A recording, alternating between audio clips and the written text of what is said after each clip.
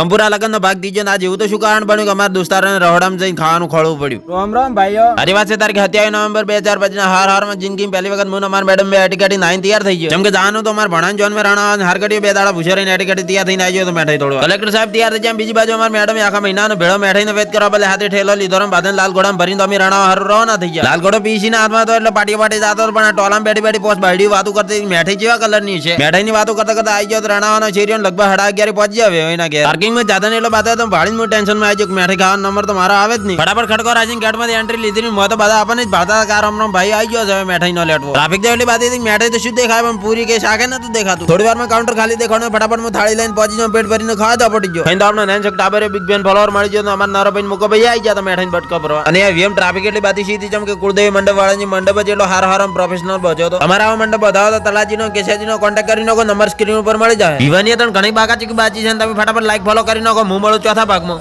બોલો જય શ્રી સીતારામ.